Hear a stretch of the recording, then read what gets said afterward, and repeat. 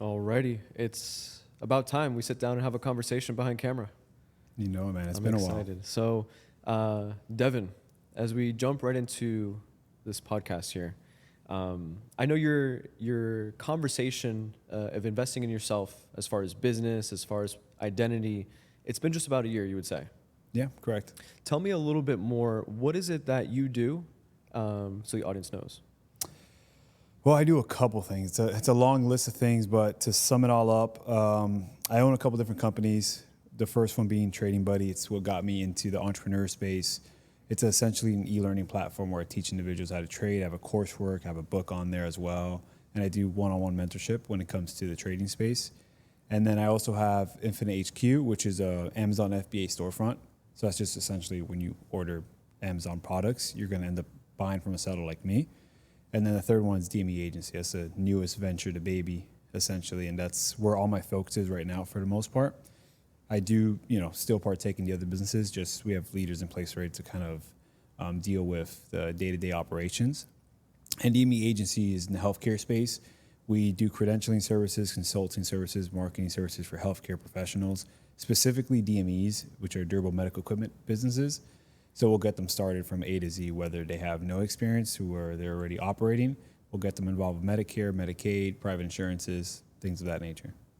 Amazing. So from a young age, we're already in 3 different areas, 3 different industries. But for someone like yourself, how did this all play out? From the entrepreneur dream, someone might say, where do I start? How do I get started? Who do I listen to? What area of opportunity do I say, you know what, this is where I'm going to shift my area of focus? How did you know where to start? And if you don't mind sharing, how did you get started? Well, so I started off with trading. Okay. And trading wasn't really a business. It was just something I wanted to do, and I got into finance. I was pre-med in college, and then I switched over to finance, got my bachelor's in business, then my MBA. Didn't end up using them, but it was good to have in the back end. And essentially, once I started trading, I lost a decent amount of money the first year to 2 years just because I didn't really have any mentors or any real coursework to go off of. I was just kind of scouring the web for any information, and then I just learned firsthand through actually trading the markets. And then I went from there, and then once I learned a decent amount and I got to the point where I'm profitable, I ended up saying, well, you know what, I might as well make a business out of it just because I had a lot of friends that were going to me, hey, look, can you teach me this, can you teach me that? And I was like, great, but I'm like, it's time to monetize this a little bit. So I came up with a coursework to eliminate the fact that I had to repeat the same thing 100 times. So I'm like, let's create a coursework. That way we have videos to reference to and have everyone watch. And then I did the mentorship for a little bit. And then that got me into business. But, once I got into that world, I realized I don't really know what I'm doing. I was 19 at the time, 18, Amazing. 19. So I'm like, well, just go on YouTube. I watch Ed Milet, Alex Ramosi, Tony Robbins, and I know he's a little different, Patrick, right? And I'm like, well, I'm going to watch any content that I can that are coming from people that are where I want to be. And that's what started it all. And then that just went down one big rabbit hole and then just kept on consuming great content. I eliminated all the noise that I had. Like, I used to be a big gamer. I used to play a lot of video games. So little by little, that trickled out of my life. And then I got into that and more business ventures, and that just took off. Gamer turns business. Yeah. So trading kicked you off as far as, is it the mindset of being dedicated to building something bigger than yourself? Or was it, hey, there's so much more out there, I'm just curious. Like, what drove you to develop that business? I know you said creating courses. Hey, I can create a system where maybe I can help teach others. But what made you continue down this path? Of course, not to today, but what made you stay focused? So not so much being focused on that, so to speak, because when I was pre-med, I had that whole little conundrum when it came to not knowing if I wanted to stick through being a doctor, because I wanted to be a cardiovascular surgeon. And that's a big difference. That's a 15-year commitment right there for school, and it's hard. It's not easy, dude. When I was in pre-med, it was very much long, not work days, but long days in school, studying for exams. And I was kind of struggling a little bit. I was like averaging just B's and C's, which isn't that good, especially if that's what you're doing in pre-med. When you're going to go to med school, you're going to have a lot of issues. And one day I sat down with the academic advisor from my school. I went to Nova, and she's like, well, hey, look, you have to make the decision now. It's your second year. Do you want to commit to this fully, or do you want to look at something else? Because I'll tell you what the next 10 years of your life are going to look like. She's like, look, it's going to be hard to hold down a job. It's going to be very, very difficult for you to have a social life outside of school due to the fact that, this is serious stuff, right? You want to become a surgeon. There's a lot of information you need to know. It's a lot of practice, a lot of volunteer hours. You need to have the work ethic for school. So she's like, you're not really going to make $1 for the next 10 to 15 years. And even then, you're going to have a very large loan payment because of school, unless you come from money, which I didn't. And she was very, very transparent. That was the first person that was ever that transparent. This was your advisor? Yeah, my academic advisor. What a great advisor to have. And this is, literally, because I went to school already with like all my prerequisites done. I was kind of like a little scholar nerd in high school. You were that guy? No, I was. Look, for everyone that went to school with me, they're like, he just got far because he kind of knew how to play the game. That's literally all it came down to. Like that's a whole story for another day.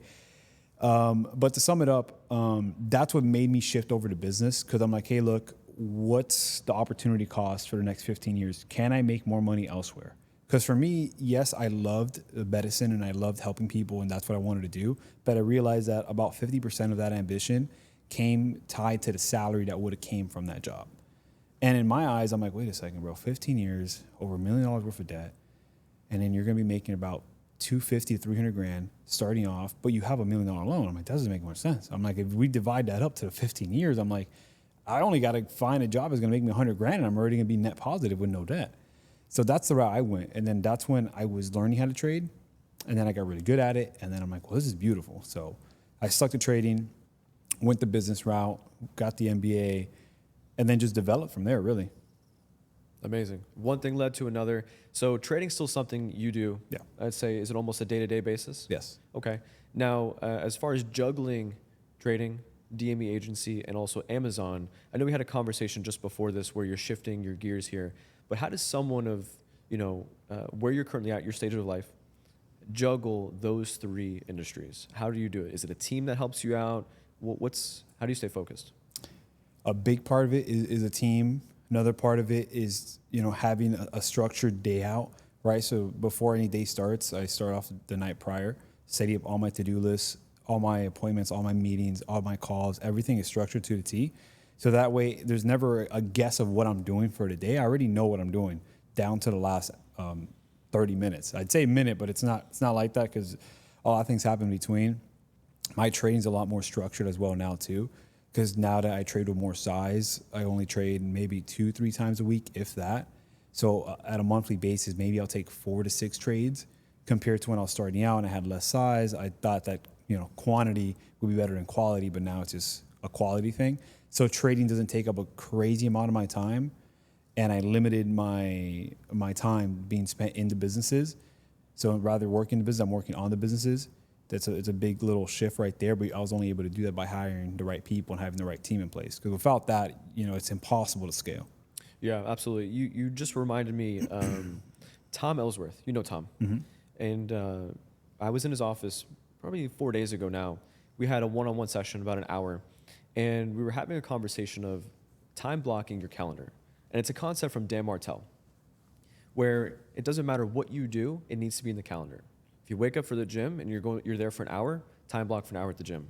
When it comes down to, maybe for myself, what I did, breakfast, getting ready, whether it's the affirmations in the morning, every single part of my life is time blocked on the calendar. Why? Because we'd have conversations and we spill into other areas.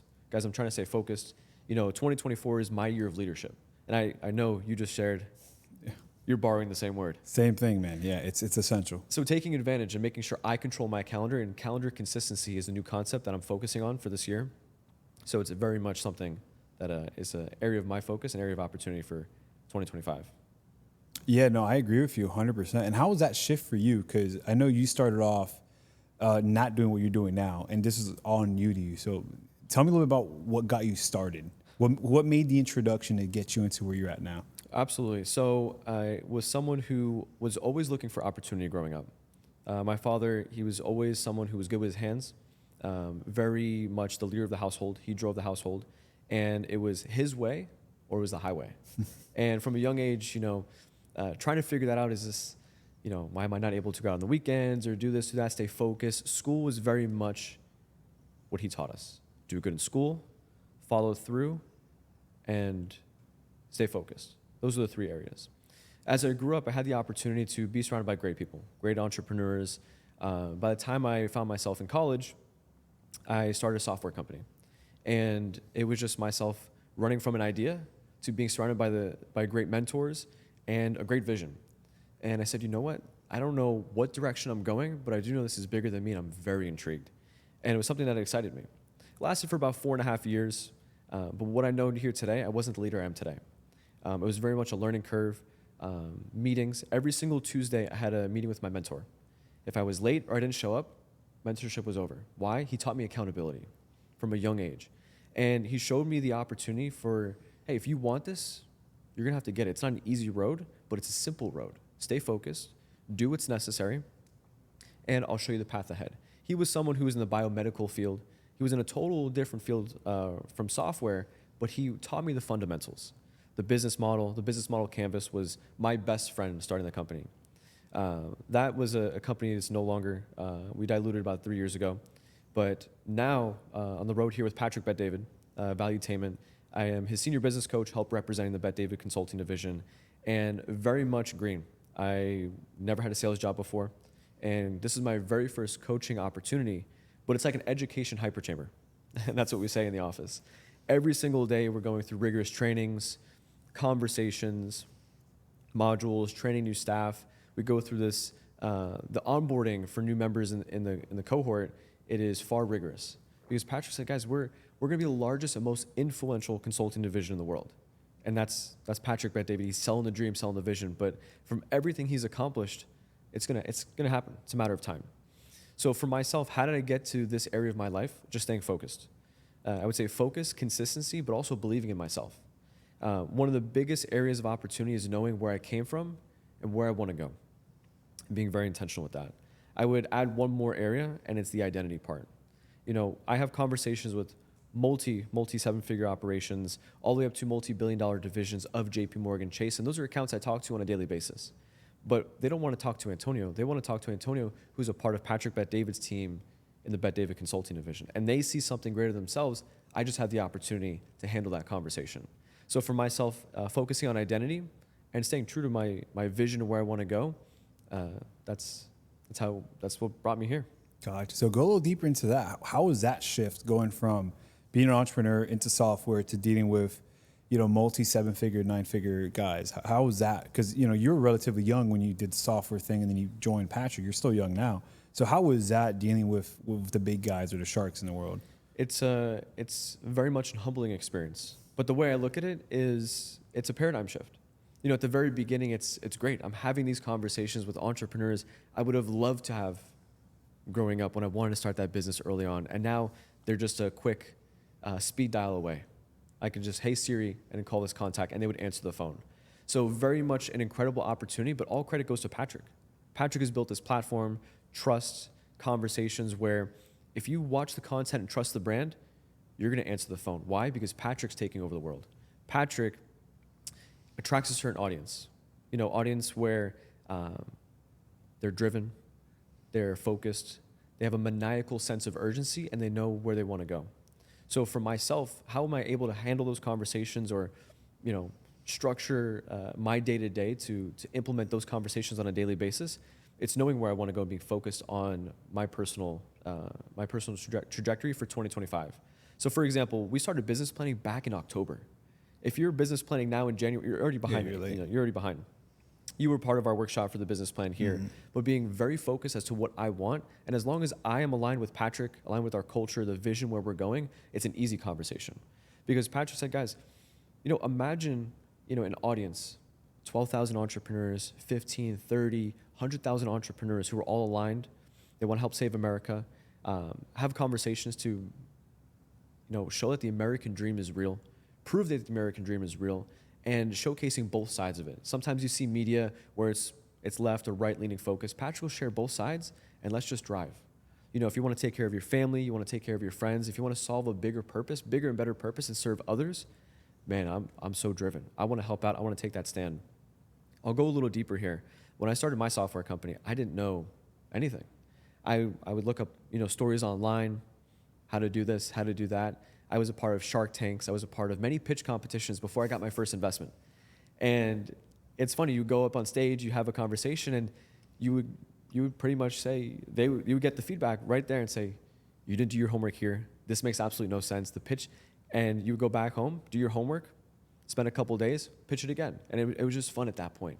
But I wasn't the leader I am here today, or I didn't know what I didn't know. But now uncovering different areas of focus and knowing what I need to improve on, it's been an incredible journey, and that's what got me here today. So it's a work in progress, but it's very exciting. Now, do you think that all that came from having time in the business, maybe an age thing or an experience thing? As far as where I started from, I would say it was a combination of all three. I think it was being very motivated to try to build something bigger than me, one. Two is, hey, trying to prove others wrong. Having your list of enemies, like Patrick's book, Choose Your Enemies Wisely. I never thought about my enemies growing up. In fact, till today, sometimes it's not even an easy conversation for me to figure out who is my enemy. But I'll tell you right now, one of the enemies, of course, it's myself. It could be doubt. It could be, not giving myself enough credit where credit is due, or just not taking full advantage of something because maybe my mindset is not where it needs to be in that given moment. So the biggest area of opportunity is self-help and self-development. I'm going to turn this around and ask you. You just started your self-help and investing in your identity, leadership, those conversations just about a year ago. Correct. Why did you make that shift? Well, truth have it, it wasn't even for the self-help or the self-development. Honestly, it was just, I'm one of these weird guys where like, I don't like keeping money for myself. I'm like, okay, well, anytime I come into a large sum of money or I see the bank account's getting a little too large, I'm like, all right, well, cool. We need to use these funds. Cause like the whole reason money was created was for transactions. So at the time I'm like, well, I don't network with people. I don't really know anybody doing any big things. So I was like, oh, you know what? Let's go get the CEO tickets for the conference. I'm not gonna lie to you. I did not expect any of the workshop stuff. I literally just expected maybe a one-day thing and a room full of people that paid the same amount for a ticket. So in my head, I'm like, well, at least I'm gonna meet guys that are doing great things. And maybe an idea will spark from there or a collaboration to some degree and we'll just grow from there. So I did it more so for the networking rather than the self-development. Because mind you, I've never had a mentor or anything like that. So all my self-development came from YouTube videos and, not even books. I'm not a big book reader either. Yeah, and the conference you're referencing is the Vault Conference. Yeah. The Vault Conference we had just last year in September. So for you, what would you say from your very first event that you paid for to be in that room, you're saying for networking, that was the approach. What was your biggest takeaway? Why would someone invest in themselves to be a part of an event? Doesn't have to be the event that Patrick hosts, but an event in general, what's the benefit? Man, my biggest takeaway, and it's always shifted. It's weird that it shifts from month to month because I look back at it and I'm like, okay, well, what really affected everything was the fact that there were 9-figure, 10-figure guys there. And I kid you not, like you guys opened venues at like 7:30. They were there at 7, running to their seats, which by the way, they're like almost assigned seats. And just seeing them, like I've never seen a room full of millionaires, almost billionaires running to get a seat. It's 7 a.m. This is like day 2. Everyone's running on 4 hours of sleep because by the time you get back to your room, it's 10, 11 o'clock. Right. You do a debrief for your team. It's 12:01. You got to wake up super early. I'm like, man, this is crazy. This just shows you that even at that highest level, they're still hungry. They don't think they know it all. They don't think that they have a chip on their shoulder. They're just there to learn and to improve, whether that's from the workshop, whether it's from a connection that they make there at the actual event. And that affected me the most. I'm like, well, hey, look, like I'm nowhere near where I want to be. And some of these guys are already where I would like to be. And they're still here. They're putting in just as much work, if not more work than me. So I'm like, look, we need to have a shift. We need to stay hungry at all times, which I've never had that issue. But seeing that in person in real life really changed a lot. Staying hungry at all times, Yeah. that shifted a lot for you. Yeah. So for yourself, would you say that shifted something for you in your development where you're going? Not saying you weren't hungry before, but seeing that in person, you could read books, we could talk about it, but seeing it in person, what did that do for you in your drive? I know you have a team. What did that do for you? It was more so seeing that it was obtainable because you have conversations with these guys. They're normal people. Like they'll go to Starbucks just like you. They'll go to the gym just like you. They'll have family issues just like you. And you never realize that till you have a conversation with a guy doing 10 times more than you. And you're like, well, there's nothing really special. Like, he's just another person that did the right things and implemented the right systems in place. And he was dedicated. That's it. That's all it came down to. It came down to the drive and their work ethic. Now, sure, some people had certain opportunities that, propelled them forward faster than the majority. But they bleed, blood just like us. They're normal people. People think about these guys that are making hundreds of millions a year like, oh, they're unicorns. Yes and no. They're just like, you probably run into 2 or 3 of them or 5 of them a month, and you would never know because they're a normal person just like you. There's nothing, they're not 6'8", they're not 250, they're not, there's nothing really outlandish that sticks out. I mean, yeah, you can tell the way they carry themselves and their confidence for sure. But for the most part, they're just like you and me. And seeing that's very obtainable, I'm like, okay, well, then we're good. It's possible. I love it. That's all I needed. Yeah? Yeah. I'm going to go back to that here for just a second. But if you didn't have that shift, if you didn't go to the event, did you think these entrepreneurs are superheroes? What did you envision? Someone who's running, let's just say you said maybe $1 billion valued company, multi-$100 million operation. What did you anticipate that entrepreneur would look like? What's that profile? I don't know, man. I kind of almost thought they were moving around like a president to Really? some degree. I was like, because I've never ran into anybody. Like, yeah, I ran into relatively wealthy people, but no one doing 9 figures a year, let alone that in profit. So in my eyes, it was like, I haven't ran into anyone doing that. I'm sure maybe I have by extension, but not like a personal thing where I have a conversation with you or we problem solve or we do one of the things from the workshop where you solve a certain issue, you talk about certain things. So that connection wasn't there for me. And that's what I really needed. And I didn't even realize I needed it because I'm still hungry, and I was hungry before I got to the event. I'm still hungry now. But the fact that I got into rooms with these people, had long conversation with them, I'm like, this is great. Like, it's 100% obtainable. This isn't like some unicorn thing. Like, you will get there. And look, this guy did get there. He's a normal guy. Yeah. And you spent 3 days with us, so yeah, that's definitely part of it. Back to what you were just saying, many entrepreneurs, and I'll talk about our event specifically, you attended the business planning workshop virtually. It's our only virtual event, but we had in-person experience. And some of the entrepreneurs that I dealt with specifically said, hey, listen, coming to the event, of course, it's a different experience. There's 16 entrepreneurs in a very, very, very small cohort. They spent, the necessary funds to be in that type of room with Patrick. But sometimes they just spend that money to be in that room just to know that there's other entrepreneurs that are doing the exact same thing as me. Sometimes they just want to know that, man, you have 3 kids, married for 10 plus years. What's your last appointment like? What does that conversation look like? Sometimes that entrepreneur, the leader of the household, they can't bring that conversation home to their spouse. And they're not going to share it with the kids. Sometimes they just want to have a conversation with Joe that they meet at the event. And man, he's going through the exact same thing. He's the exact same type of entrepreneur I am. Yeah, and I agree. It's fulfilling.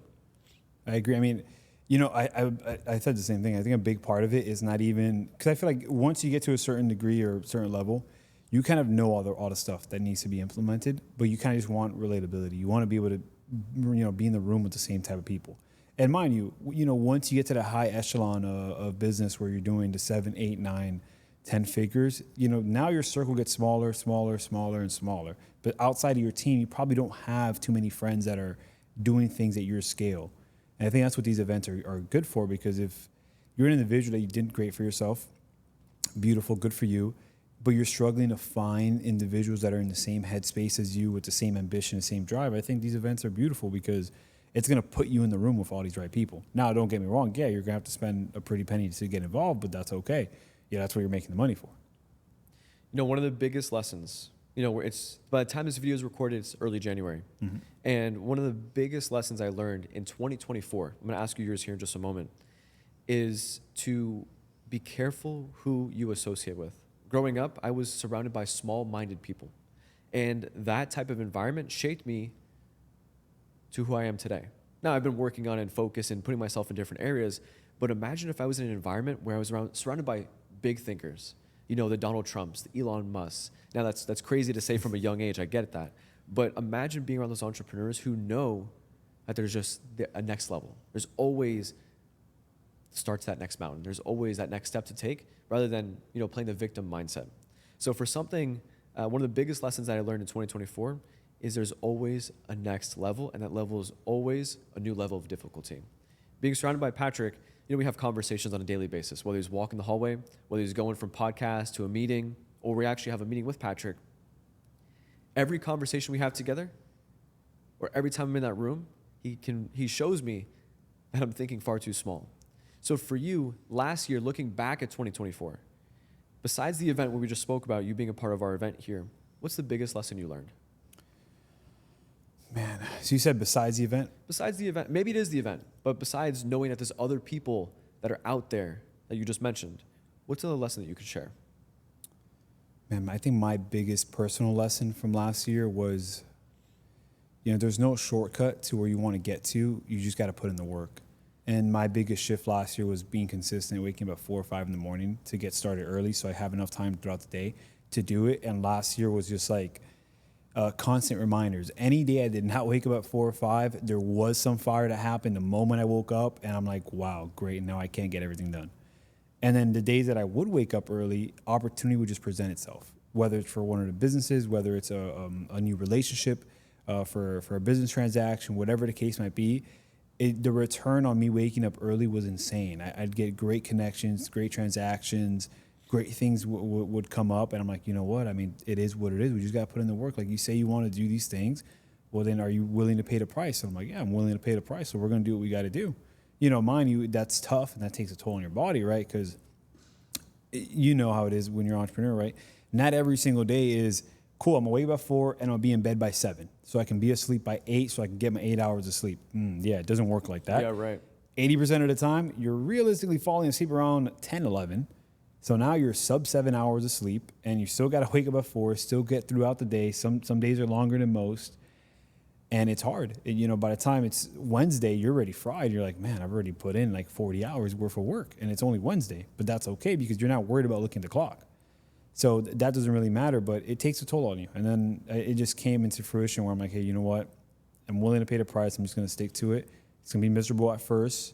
It's funny because a buddy of mine had told me, he's like, when are you going to get back to like just waking up at 9, 10? And I'm like, look, I got another good, say 30 years of waking up at 4, and then I'm done waking up at 4. Like, dude, when I'm 50, 60, I'm going to wake up 8, 9. That's going to be respectable because by then I'll have enough things built out, enough management built out to where I could really get hands off. But I'm like, look, I know this is going to be the life for the next 30, 40 years, and I'm okay with it. It's perfectly fine. Yeah, and that could also be someone who's the small thinker, so be careful being around those people. But Yeah. Totally get it. So right now, we're in 2025. The year is ahead of us. You said your word is leadership. What does leadership mean to Devon? Man, leadership is just, you're the guy. You have to lead by example in everything that you do, whether it's problem solving, whether it's, going over hurdles, whether it's putting out fires, whether it's not breaking character, whether it's holding people accountable, having structure.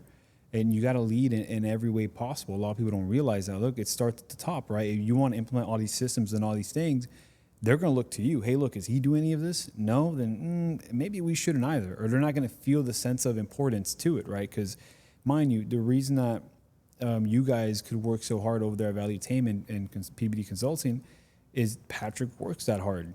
He lives the life. He's not just telling people what they should do. He's living by it. So he's leading by example. And I think that's the biggest thing. My thing with the leadership is I'm a little too soft around the edges when it comes to team members and stuff like that. I let too many things go. And that just comes down to having personal friends working in the business and stuff like that. So I got to lead by example, hold people more accountable, and just better myself so I could better the team. Before I share my part, I want to double down on that. As far as maybe letting things go, you said being soft in your words here. Is that why let it go? Or why not address that conversation in the moment? Why not? I think it comes down to maybe I'm not the most confrontational person. And there's also the weird awkwardness of it's a friendship. There's also a work relationship. Interesting. And being young, there's confusion between whether, which one takes priority at what time. And for me, it's always been friendship. But the work relationship just struggles because, as a leader, you got to hold people accountable because, if you have 10 other guys performing, but you got 3 that are not, that's a big problem because those 10 other guys are going to start looking at, bro, what are we doing with these 3 other people? That's a big problem. Why are we being held up to a certain standard and they're not? And that obviously always comes down to personal relationship, and that's a bad thing. So that's where I say soft, because ideally you got to be a little bit more rough and have those hard conversations. Right. Patrick shares 3 concepts. It's buddy, mentor, challenge. Someone joins the team, buddy, let's build a relationship. Maybe we go out to lunch. Maybe we're spending some time together, going through onboarding, having conversations. We're buddy. We're building that trust, that relationship. Mentor, hey, listen, this is where the company's going. I'm selling the dream. I'm selling the vision. This is what your life could look like. This is where we're taking the company. This is the area that you could fulfill. And then challenge. Hey, listen, if you're here, I'm serious about where we're going. These are the conversations we're going to have. I'm going to hold you accountable.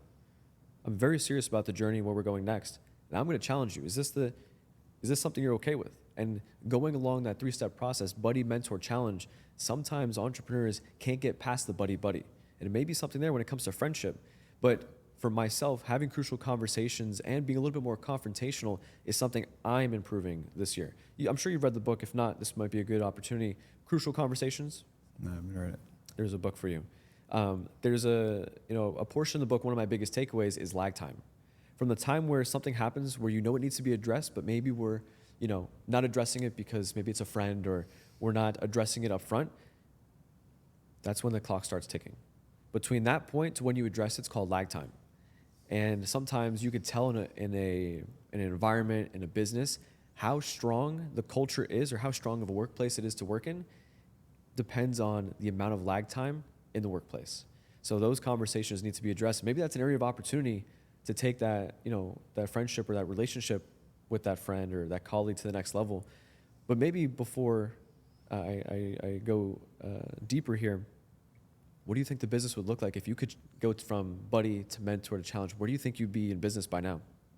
Oh, way further down the line. Way further. I think there's a lot of opportunity costs when it comes to having leaks and lack of performance. Therefore, that could come from drive, that can come from not having a clear vision, a bunch of things. What we did recently is we just implemented a system to where it's all trackable on what everyone's performance is on the week-to-week basis, and everyone has access to that. Everyone can see it, right? So if you went and landed 10 clients in the last 2 weeks, you can tell, let's say John only landed 2 clients, right? That's in the dashboard. Everyone can see that. Everybody can see that. Everyone can see that. So it's kind of like a friendly, competitive way. It's like, well, wow, this guy's doing a lot more than me. So that pushes people to do more, because that's the way I work. If there was a leaderboard stacked between 5 good friends, trust me, I'm looking at that top spot. I'm like, okay, what do I got to do? What's he doing up there? Can everybody equally see that as well in the Yes. office? Yes, everyone can see that. And that was just something we recently implemented, because I'm like, okay, well, look, if I'm not as confrontational and that's my weak point while I'm working on that, what else can I do to aid myself to try to improve that workspace in that sense? And that was just a little solve. Yeah. And also, camaraderie creates blind spots. Yeah. So it's a good area of focus. My word of the year is also leadership. Mm-hmm. And what that means for me is knowing, like I said, I shared at the beginning, knowing very clear as to where I want to go, what role I'm going to play in 2025, but also what are the alliances that I want to build? Who are the people I want to have conversations with? Trump's on that list. Elon Musk is on that list. We're going to Mar-a-Lago in April. I'm very excited for where these conversations could take me, but taking advantage when an opportunity presents itself, what can I do with that opportunity in that moment? That's something that I want to focus on here. But leadership could be in the household, with my parents, with my family, with loved ones around me. It could be with the team I'm driving. It could be with my colleagues. It could even just be a conversation like this. What are we doing and how intentional can we be? But leadership is my area of focus for 2025. Now, would you say you're choosing, because I chose leadership out of just me knowing that that's not my best performing skill set. Would you say that was your struggle 2024, or is that just something you want to continue to improve on? I would say a combination of both. There's so much areas to improve on, but leadership is my next step that I believe in personally. So, for example, when we're having a conversation right now, I want to know, why does Devon do what he does? Why are you about to move to Texas? Why are you running 3 operations? Why does it make sense for us to sit down and even have this podcast? What are the level of conversations or decisions that you're making that I can understand, because I want to improve? You're a leader in certain areas that I can also improve in. But also, let's just say you go to a networking event or you meet somebody in a coffee shop and it turns out they're a business owner, they're an entrepreneur. I want to ask all the questions on, how did you get to this point in your life? My questions my scope, my lens, it's all focused on leadership. For example, I meet an entrepreneur in a coffee shop. They run a franchise. It could be in hospitality. I want to know, how did it make sense for him to get started? Wife, kids, how do you integrate? How does that work? You know, someone who's trying to accomplish, maybe they're trying to grow their franchise. Maybe they want to buy a portfolio. Why does that make sense for you? Is that something you could handle? What is it that you're solving for? I want to know, I want to ask those questions. Why? Because I'm going to get to that level. I'm going to have conversations with entrepreneurs. Maybe I can give them that value. So focusing in different areas, as long as I know my North Star is leadership, all my questions and conversations are going to add up to leadership. I like that. Cool. I do the same thing, but weirdly enough, maybe it's because I'm kind of a little bit of an introvert. I'm not the biggest talker. Once you get me going, I'll talk for a long time. You're a talker. But I'm not one of these guys I'll bump into at a coffee shop and I'll talk to you and ask you questions. But my curiosity is more so on the back end, right? That all the content I consume is great content. It's all educational stuff, whether it's for marketing, whether it's for ads, whether it's for networking, whether it's for scaling for an exit, things of that nature. Even things that I may not be doing currently, I like watching videos on that end because the way I look at it is the same thing you said. I'm like, well, what can I take away from this person's doing this great thing already and implement it for my life? Because there's always something to be learned in the mix. So that's what I do on the back end. But yeah, that leadership, that's actually great. I've never thought of catering questions towards that one goal or that one skill set that I want to get better at. It's really intriguing right there. No doubt. Yeah, it's only the beginning. We're just getting started. Yeah. So we have the whole year ahead of us. And trust me, we're not going to blink because before we know it, we're going to be in summertime. What is something you're most excited for 2025? Well, I mean, 2025 is going to be a year of growth in multiple different aspects, right? Relationship, business, ventures, team, the whole nine. I'm really excited to put the whole plan in place and put it in motion, right? Because, we did the business planning workshop a couple months ago, and just having that comfort level of knowing that, hey, look, we're already structured out. We're good. We know exactly what we're doing when we're doing it. And it's all about seeing it all play out. And that's what I'm excited for, man. I love taking action. I love putting things in motion. I love seeing the hurdles that we'll come up with and get over and optimize and go from there. I'm really just excited to see all the work that's being put in on the back end come into fruition on the front end, right? Because a lot of people don't realize this. Your results of what you're living in 2025 came from 2024. Tell me more. There's always a lag in between. And I don't remember who said this, but I got it from someone on YouTube or a book or something. Someone that said, like, look, where you are now is based off of all the decisions you made the last 12 months. Whether it's in the gym, whether it's starting a new business, whether it's a new career path, whatever, all that, there's always a lag. There's always a lagging indicator that remind you, let's say if you made the decision to go to the gym tomorrow, you don't get results today's Sunday. You don't get results on Tuesday. Right, you're going to see those results next year, 2026. I wish I saw them on Tuesday. So yeah, who doesn't, right? That'd be great. And once I realized that, I'm like, oh my God, you got to play the long game, because whatever I'm doing today, I'm not going to see the results till next year. So that's just one thing that always kept me hungry, and I found it true. I'm like, wow, all the great things that have happened now is because of all the back end work I put in the last 12 months. It wasn't just because last month I decided to do this and everything kickstarted. That's just not the way the world works. So that's just my main little tidbit that I have from experience of implementing things and seeing results from the things that you implement. But everyone's so short-minded. Right. You said something. I want to challenge you. You said growth, looking for different areas of growth, relationship, business. But you said the word is leadership. Is it growth or is it leadership? Or is it a combination of both? What's the focus? It's a combination of both, because I don't think that I could grow exponentially to the way I want to without expanding on leadership. Because once you're growing a team, but if you're a terrible leader, problems are just going to trickle down. So it's a mix of both for me, because I know that in order to scale and grow to the degree I want to grow, I need to become a better leader. I'm not saying I'm the worst leader now, but I'm a firm believer that you could always improve no matter what. We're sitting in front of the mirror. You're talking to yourself, you're thinking right now, leadership's my focus. Growth is my focus. Improving areas of my team. You say, I need to be a better leader. Today, this is what I'm going to do to show my team I'm a better leader. What does that look like? What does that sound like? If you could choose one area, it could be the smallest area, but I'm improving this area for leadership.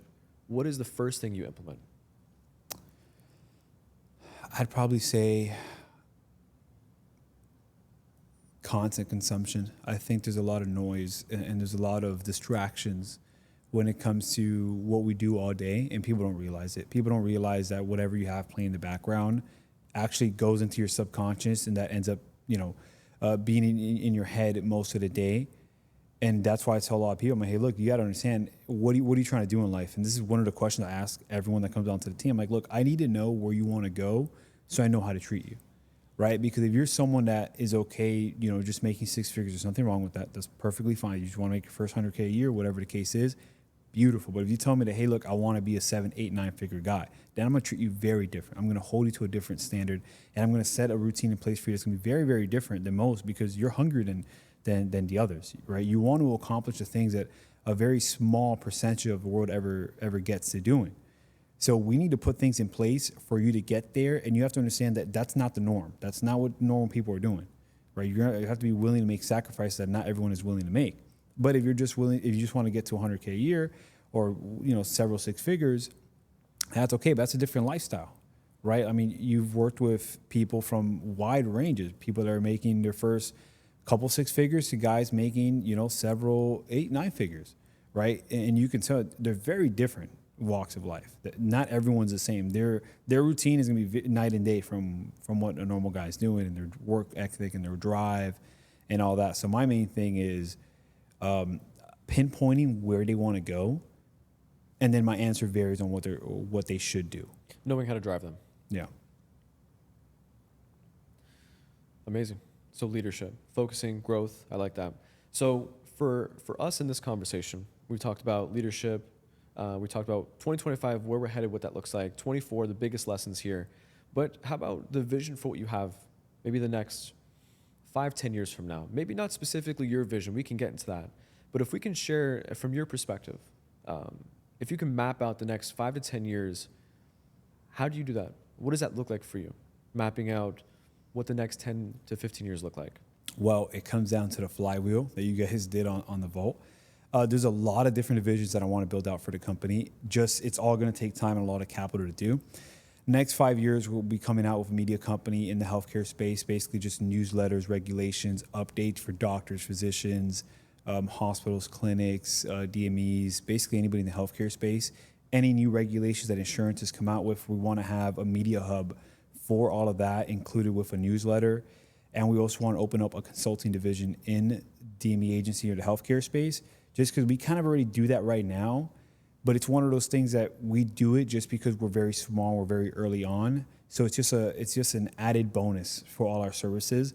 Because the way we look at everybody, hey, look, let me know your numbers, let me see what you're doing, and I'm gonna identify pain points that you need to address in order to scale. Because the way I look at it, if they grow, I grow. And I tell everyone, hey, look, right now we're doing a lot of things almost for free, just because we want to build up that rapport. Once we build up that rapport, then we're going to branch out, do the consulting as well, do the media company. We also have a software side of it, because we do some software on the healthcare side as well for CRMs. So there's a lot of things that would come into the next 5 to 10 year goal. And I say 5 to 10 just because it depends on how long it all takes to really build out. We'll probably roll out the media company by the end of this year. The software company's already in the works, but to get to the scale that I want to get to, it would definitely take a couple years to fully grow out. Patrick shares all the time that he will never, ever compromise the vision, nor will he ever compromise the time frame, the time it takes. He will never compromise those two areas. But I want to share a quick story. As far as effectiveness, hunger, and clarity. When we talk about vision, we had a conversation with an entrepreneur, and he's been in our community for quite some time. Between 30 to 40 million range, does well. He's been running the business for quite some time. He was having a conversation with us internally. I'm not going to share any details here to protect the entrepreneur, but as far as his effectiveness, his hunger, and his clarity, he's like, guys, I've been doing this for quite some time. I'm doing well. The business is operating, but it's a conversation of being a little impatient. It's a conversation of knowing I just want to get to that next level. I want to get there faster. And as we're processing, we're talking on the back end. And if you draw a staircase, the very first step is startup. you go a couple steps up, maybe you cross that first million, and so on and so forth. But if you can sit there and measure your hunger, your effectiveness, and your clarity at each and every stage, it's interesting the results that you get. We processed this in person. We said, okay, maybe at step one, hungerness, effectiveness, and clarity, those are probably high numbers. Would you agree? I agree. Okay. Now, as you go up those levels, maybe you finally cross your first million, you finally get to, 3 to 5 million, you grade yourself again. Hungerness, effectiveness, and clarity. Give or take, each entrepreneur in every industry, of course, would be different, but the numbers start to change. You start to analyze, you start to go through it. Okay, maybe we finally crossed the 10 million, you're at a $15 million mark. Grade yourself again. Sometimes you lose sight of clarity. Maybe the effectiveness isn't there. Maybe the hunger. So one of those areas or both of those areas out of the three are probably taking a hit. But as we had a conversation, we're talking on the back end, he goes, hey, you're the leader of the household. Would you agree? He goes, yes. He's okay. Married with kids? Absolutely. So if you can rate your clarity right now, clear on your vision, what is that? I said, I would probably give it a 6. Patrick goes, yeah, I would agree. Okay. Your wife, if you're a 6, is it fair to say maybe she's at, in all due respect, would you say she's probably closer to a 4? Okay, yes. For this example, we'll put it at a 4. Okay. Now you have 4 kids. Got it. If you're a 6, she's a 4 in clarity, how clear are your kids? What is the vision that your kids have? It's safe to say probably closer to a 2. You're doing your kids a disservice not having a clear vision. Let's take that concept and put it into the business. If the entrepreneur, the CEO is not clear as to where they want to go, everybody suffers. Everybody around them suffers. Why? Because you're not taking it serious, or maybe you've just been winging it, or maybe you just don't know what to do and you're not the best leader for the company. That is for leadership. That is for crucial conversations and what we were just talking here just a few moments ago. But it also goes to show, if you're going to be the leader of the vision, leader of the dream, leader of the opportunity ahead of us, you have everybody's hands on the same lever, or everybody's hands on the machine here ready to go. But if you're not clear, man, you're doing yourself a disservice. So that's a really big lesson I learned just recently.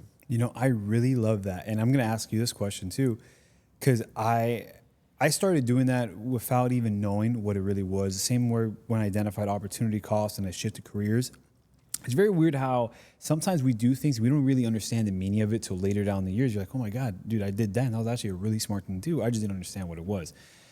So tying it back down to what you said with being clear on the mission you're going, the vision, the effectiveness, how often would you say that you reinvent yourself? It's a really good question. Reinventing myself, my goal is monthly basis, at least 12 times this year. Wow. Okay. Now, how do I do that? Or how does one put yourselves in those environments to reinvent yourself? One of the biggest lessons, I just shared this a few moments ago, is taking control of my calendar. Calendar consistency, one, I just reinvented myself there. Why? I'm more intentional. Hey guys, I have to do this. I know it's a breakout for social media and focusing on my accounts. 0 distractions. This is my next step. I'm being more intentional and focused. It's a non-negotiable. I know where I'm going. This conversation could wait. Perfect. I'm going to focus over here. So focusing in certain areas, that's one of the biggest things. How do I reinvent myself? Put yourself in different environments. Putting on a suit and tie or putting on a suit and jacket and just going out there knowing I'm going to meet somebody. Whether I go to a local coffee shop, whether I go to a local meetup, or I go to, sitting down having a podcast, having conversations and realizing, the biggest lesson for you was just being around other entrepreneurs who just need to know there's other entrepreneurs like myself. But reinventing myself, it's a huge opportunity because the old Antonio, you had to kill him. You need the next best person. I know I'm not going to get to where I need to be, or I'm not going to be able to serve Patrick the way I need to serve him and the company and the vision we have where we're going to go without finding the next level of myself. I went to Tony Robbins. It was not last year, 2 years ago now, in November. It was Unleash the Power Within. I've never worked on any internal, never worked on any emotions or motivation or anything like that. It was a brand new area of focus for my life. And I'm not really one who needs to find that motivation. Sometimes I'll watch the David Goggins and put on some videos just to find it. But I went to Tony Robbins because 5 of us leaders in the Bet David Consulting Division, we went out just to experience it. See what this is like. There's areas of focus that I uncovered I didn't know I needed to improve. And it was a paradigm shift for me in that moment. I walked across fire. I met Tony Robbins. He walked me across the fire. It was an absolutely incredible experience. And I'll share a quick excerpt. I had surgery on my foot right before the event. Ooh. And, stitches were taken out. And at that point, I knew what was expected. You get to walk on fire at the event. I said, oh, man, I'm not going to be able to go. I had a steri strip on. It was, a week, since it's been healed, but I don't want to risk anything. I go outside, and, we're in the mindset, cool moss. So we're going outside, and out of thousands of people who are in front of me, I'm 10 feet away from Tony Robbins. My white shoes were taken off. I'm standing ready to go right in front of him. We have a quick, probably 15-second conversation. He goes, are you ready? Are you in your state? And he walks me across the fire. Man, that lesson I learned in that moment has changed my life forever. You have power over every single emotion. You have power over everything that you do. Something happens, car cuts you off in the middle of driving here for the podcast. Something happens where it's not dangerous, but man, that would have triggered me months ago. You immediately have control over those emotions. Or when you're going through something, it's not working the way it needs to be. You're solving a problem in business, you're leading somebody, you're having that crucial conversation, you're going to focus on it for this year. But you realize, like, holy smokes, I'm not reacting the way I used to. I'm a different person from that. It's just the being able to take control of your emotions and knowing there's a bigger and better shoe I'm going to fulfill. I'm going to do it month over month and being focused on it.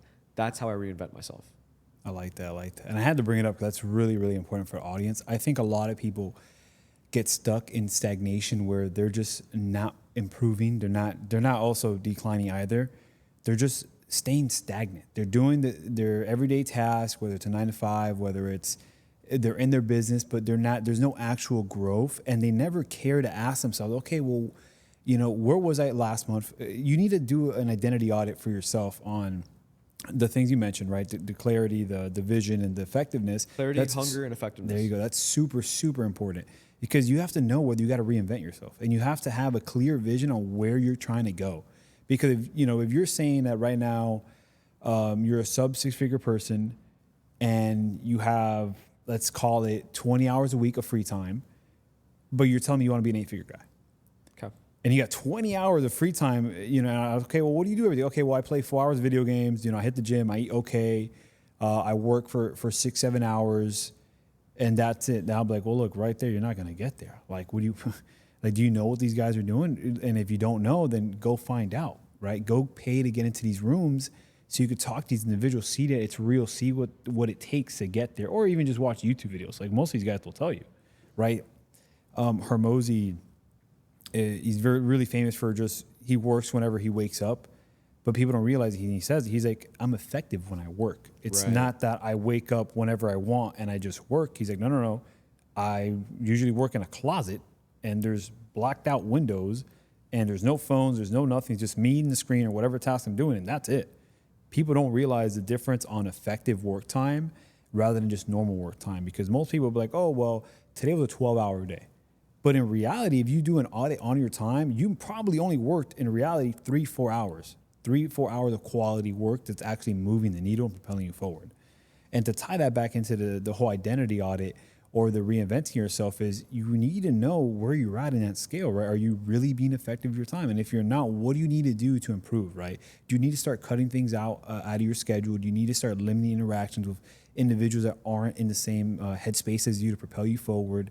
There's just a million different things that people don't realize that affect them day to day. Because think about it, if you're burning 2 hours a day, right? That's 14 hours a week.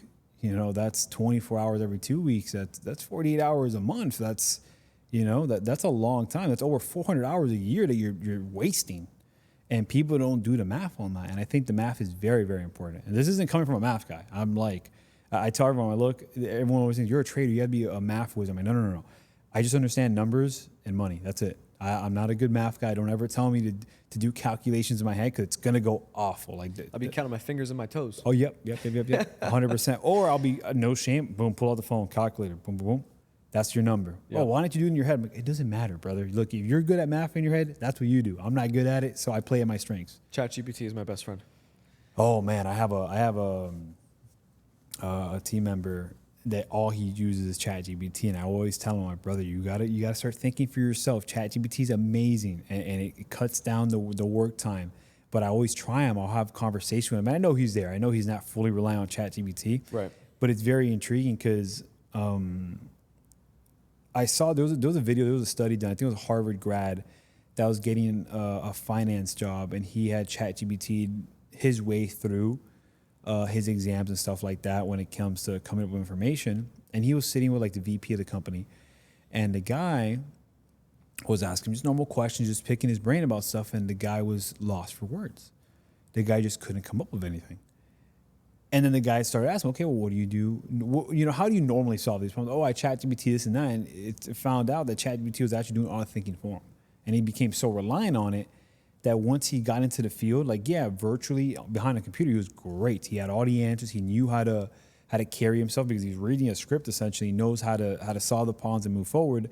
But in person, in a real life interaction, he struggled. He couldn't have normal fluid conversations. He couldn't just go on a whim like we can. And I think that's going to be a major issue moving forward. But again, you guys at Valuetainment, you guys are very, very strict when it comes to who uses ChatGPT for what task, and that's amazing. You guys got to talk a bit more about that. As far as in which area? Just leveraging, tools and opportunities? Yeah, how do you guys, or do you guys maybe not limit this at all? Do you guys limit the use of ChatGPT or AI to do tasks? Or are you guys just like free reign? Like whatever you got to do it? I'll share two areas. One is the hiring process. We'll talk about that. And one is leveraging your tools. Leveraging, if it's AI, it's inevitable. If you don't leverage it, you're going to be left behind. Now, not to the point where you're talking to people and you have to chat GPT a response or your area of work. That's a different conversation. We'll go to the hiring process for just a moment. There's 7 steps to be disqualified before even being a consultant or coming into the Valuetainment community, Valuetainment family. Part of the hiring process, you have to build a business plan. You have to read one of our books. You have to go through these 7 steps, meet with myself. I'm part of the recruiting process. And your responses goes through an identifier to see if this is actually genuine or if you use artificial intelligence to help write this. Why? Because we want to know you're going to be talking to entrepreneurs. You're going to be trusted with the Valuetainment brand, the name, the Bet David Consulting under Patrick's brand. We need someone who can actually step up to the table. We don't need someone who can rely and try to fake the opportunity to get here. We had like Patrick, Tom Ellsworth, Will Gadara, our expert operators have raised millions of dollars, sold hundreds of millions of dollars worth of companies, almost $2 billion. Tom Ellsworth, $2.2 billion. We have real life entrepreneurs who have lost the money, raised the money, sold the companies. So you don't have to make those mistakes. We don't need someone utilizing artificial intelligence and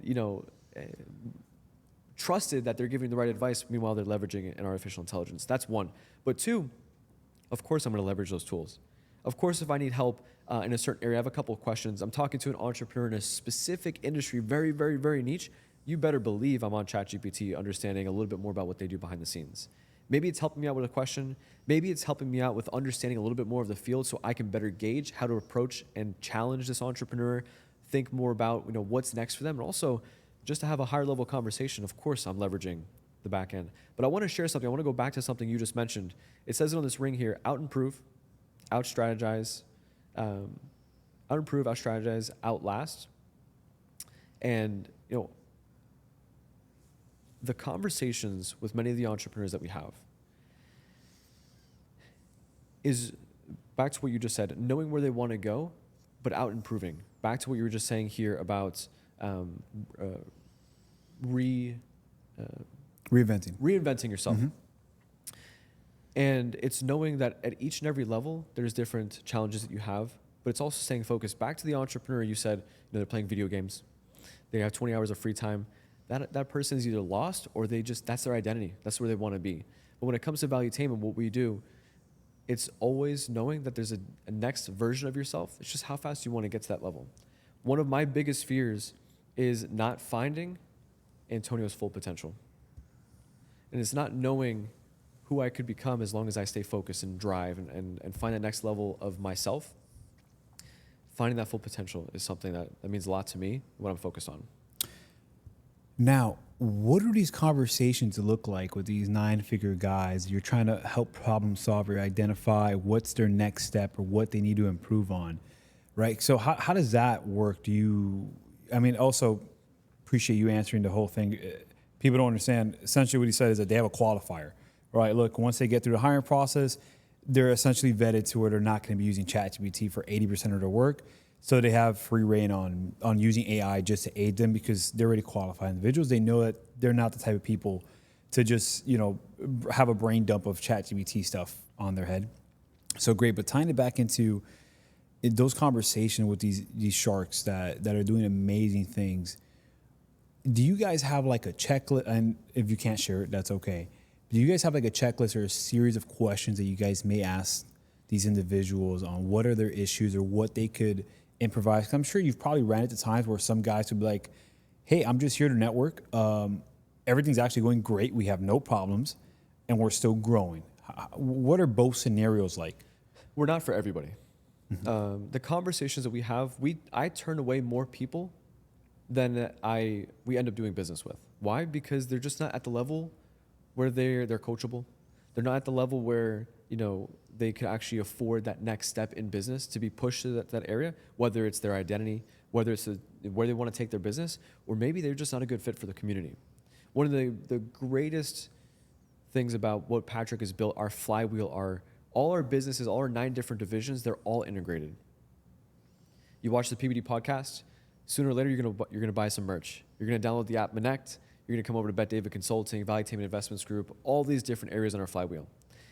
We have thousands and thousands and hundreds of thousands of people watch the content on a daily, monthly basis. There's so many people who don't know about Bet David Consulting. There's so many people who don't know about what we do, why we don't advertise it. We don't need to. We don't want to. Why? Because we attract a certain audience, like I was mentioning before with Patrick. So when it comes to the entrepreneur who, let's just say, they're not a good fit because they know what they know and they're okay following their own, guidelines, their own vision for what they want to do, perfect. Not a problem. Thanks for watching the content, trusting the brand. We appreciate you. You're the best part about Valuetainment. Thanks so much for being a part of it. This is my personal number.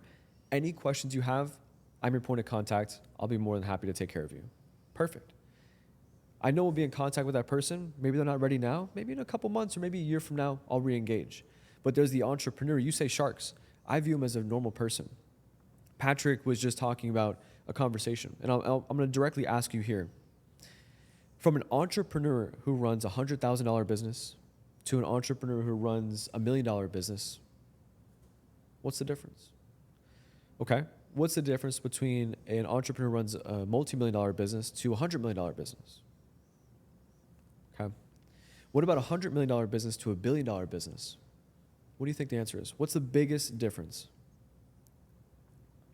I'm going to narrow it down to the Shoshin mindset and just always have the beginner mindset and that you don't always know it all. So you're always constantly reinventing yourself. You're always open to new information, to new individuals that are willing to give you a piece of advice or here or there. I think that most of these individuals, and correct me if I'm wrong, they're always open to advice. They're never closed off. They're very receptive to information.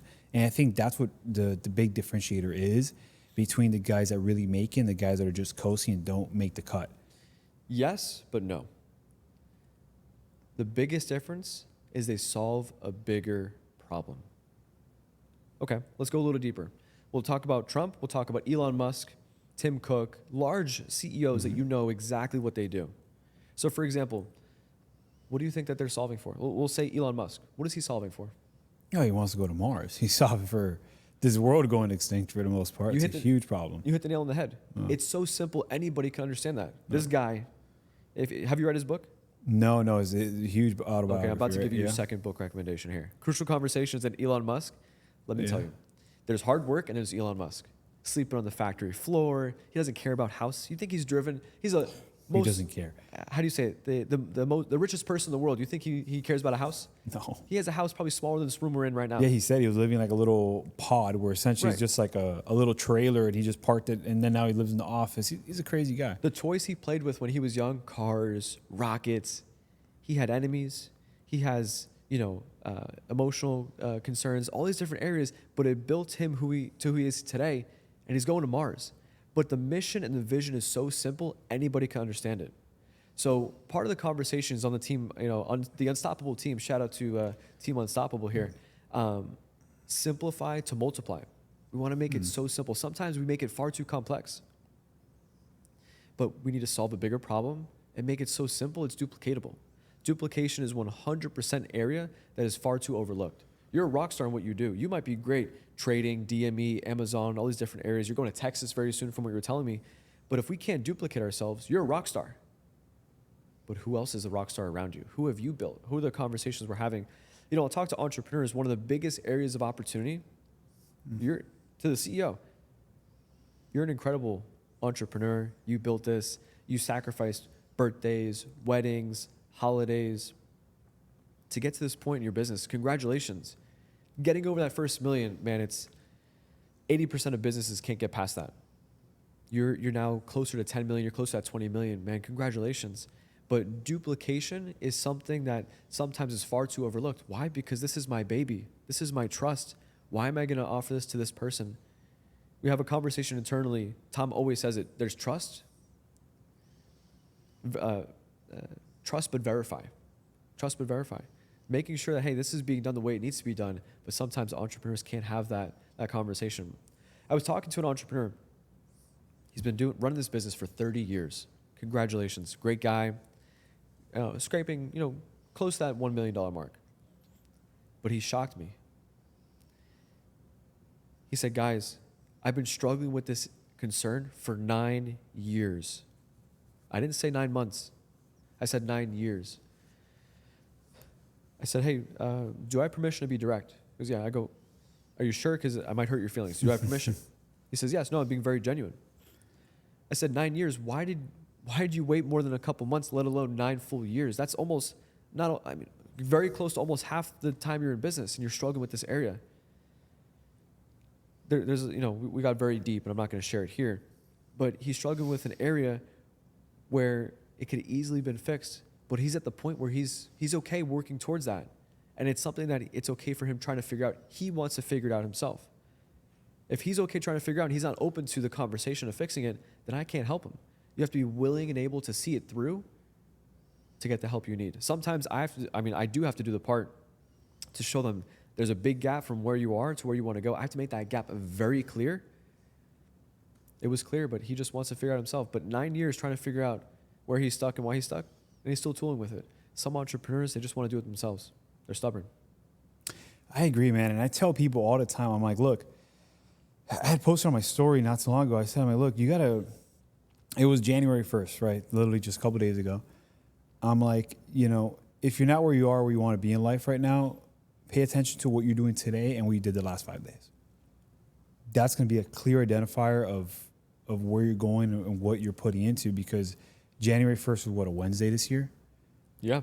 A lot of people took it off. A lot of people did nothing January 1st, did nothing the month before, had no sort of plan in place, yet they have big aspirations. I'm like, look, man, don't go tell that lie to someone else. Don't tell me that lie, because I know you're not there. I know you're not serious enough, because if you were serious enough, you wouldn't look at January 1st as it's a Wednesday. I'll start Monday. Start Monday. Brother, your competition started 4 months ago. Your competition looked at Q4 and we got to prepare for Q1 next year. And that's how that's how you just level up. You can't just be stuck in that mindset of, hey, look, this is what I always do. I always take the first off. I always take the day before off. I always coast the last month just because it's the holidays and I take it easy. And that's okay. There's nothing wrong with that at all. But most of the guys that are doing that already have a plan in place as well, so they can kickstart the year rather than playing catch up. But what do you think about that? 100%. I'm over here trying to hold back my laugh because we talk about that internally. I told you October, we started building business plans. We're very intentional. Mm-hmm. Where we're going the next year, planning, vision boards, team accountability. What do you want to do? What drives you? What's the next version of yourself look like? Killing off, cutting the fat. Your friends, family, people that you no longer need to associate with. I did say family. I'm the biggest family guy that I know. But there's some people you just need to stop associating with because you have big dreams and big goals. It's a hard conversation. Many people won't do it. But if you're very true where you want to go, you'll end up doing it. But I want to share this really quickly. As we start getting closer to December, we started saying, guys, we'll start getting conversations. Hey, we'll entertain this. We'll consider this next year. Do I have permission to be direct? Yeah. Some people take a holiday. Some people take a month. And there's many small minds out there, they'll take off the rest of the year. By the time Thanksgiving comes, that Wednesday before Thanksgiving is the hardest your employees are going to work until January 1st. They're already checked out. They're in holiday mode. Skiing, gifts, cookies, maybe time off, alcohol, those friends, those family. You're now surrounded by those smaller minds. But that's the hardest your employees are going to work until the new year. So it's a holiday month or it's a holiday. That's why I was I like laughing when that. you I shared like that.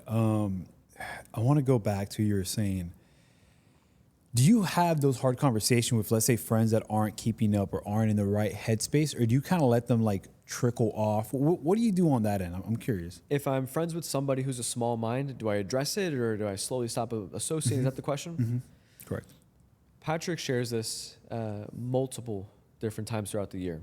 And we had this one conversation. It's almost like a goalpost, right? On the top of the post are the friends you know you need to be friends with. The entrepreneurs, the big thinkers, the mentors, the coaches. But everybody underneath that goalpost are the people that are holding you back. Someone you met at the coffee shop, a very, very, very long time friend, maybe a family member. It's hard to say that. It's a little bit weird for me to say that. But the people underneath that goalpost, those are people you need to stop associating with. You have big dreams, big goals. You're associated with someone, maybe you're doing drugs or alcohol, and you're an accomplice because you're with them, and you ruined your life because of a small little decision. You could have just stayed home that night and worked on the business, did your vision board, but you decided to make them happy and spend that time with them because we're lifelong friends? No, not. Are you kidding me? No longer. But associating with people who I know are at the next level ahead of me. What does that mean? Oh, you run 2-3 businesses? Man, I want to be your best friend. I want to know how you juggle it. Your wife and kids, I'm going to be there one day. I want to know how do you juggle that? How big do you think? How do you get to that level? What does it mean to keep driving day in and day out? I want to go here down this tangent for just a moment. It's very easy for me. I'm going to talk about myself here for just a moment. It's not about me. It's all about Patrick and what I'm saying here. But I'll work day in, day out, weekends, holidays, birthdays, and we always say that. You're going to have to miss a couple birthdays to get to that point. This is not cliche. I'm being serious when I say this. But if you're very clear on where you want to go, and I know you are, you've told me this personally, you're going to miss birthdays. You're going to miss holidays. You're running 3 businesses. I guarantee you've missed something in the past few months where you say, I wish I was there. I know it. But if you're very serious as to where you want to go, you're going to be very serious as to what you want to do. Patrick Bet David, he's working day in and day out. He just sold his company for over $250 million, $300 million. 20 years, over 60,000 insurance agents, world renowned in the area of insurance. But he's filming podcasts. Tony Robbins flies in on his helicopter. We just bought an 11-acre campus. We're going to house 2,000 employees. President Trump was in our office. We had a conversation with President Trump. We're 1 degree away. It's incredible these conversations we're having. But all that credit I'm giving to Patrick. I'm not taking any of it. That's not me. What I'm saying is people who are far more intentional, this is an attractive conversation we're having. You definitely resonate with this. But that allows me to go into the office on weekends. Early Thanksgiving, I was in the office. I didn't have to be. Of course, I'm going to see my family. But I was working on my clients. I was working on where I want to go. I have big dreams. I know where I'm going. So do you. I'm going to work those days, those weekends, those holidays. But if Patrick wasn't at the top, he wasn't interviewing. He wasn't driving as hard as he's driving. He wasn't having these big conversations, making us think and showing us how my vision can live fully fulfilled within his vision. Oh man, that intrigues me. That fires me up. But if that didn't happen, do you think I would be there on weekends? Do you think I'd be there on holidays? Do you think I'd be driving and pushing the numbers and the conversation I'd be having and have this level of excitement? No. Okay. Let's circle that back to the entrepreneur. If the entrepreneur, the leader of the vision, can't sell that dream, that vision, do you think your team's going to show up? Do you think your team's going to operate the way that they need to operate to fulfill the vision that you're pushing forward? So the conversation we have, Will Guidara, you met Will Guidara from the Ball Conference. Great guy. Number 1 3 Michelin-star restaurant owner in the world. I had the honor and the opportunity to go alongside Patrick to go to New York and sit at his restaurant. He sold it at this point. But from the unreasonable hospitality being in that room, man, it was incredible. Man, it was out of this world. It was an incredible experience. We left hungry because it was a vegetarian restaurant. But being in that room, Will Guidara teaches the concept pre-meal. What are the conversations we need to have before we open doors for lunch, before we open doors for dinner? It's like halftime show. You watch football. Yeah. Barely, because you're always operating. You always tell me that, sometimes you'll put it on. But it's like during the huddle, it's halftime. We're down by 20 points. What do you think the conversation is in that huddle? Not how can we score more points. That's the obvious. That's the given point, right? But it's why are we here? What are we doing, John? What's the coach knows how to drive them. It's that mindset. It's that motivation. It's that level of, don't worry, we're going to dominate. And sometimes you see after halftime show, the football team comes out and they win the game. Why? Because they dialed in that mindset. So sometimes it's just that vision, seeing it through and making it make sense. A lot of things we're talking about right now, odds are the entrepreneur watching this right now, they've heard most of this. But if I say something where all of a sudden it clicks, that's when they say, you know what? I like this guy. Or I like that guy. That's why people come to events. That's why people come, Tony Robbins, Patrick Bet-David, Grant Cardone. Why? Because they're experts in the field and the entrepreneur is attracted to the message. So I wanted to share that with you. That was definitely a big mindset shift for me. To add a little bit to that, for everyone watching, if you like something you hear, write it down.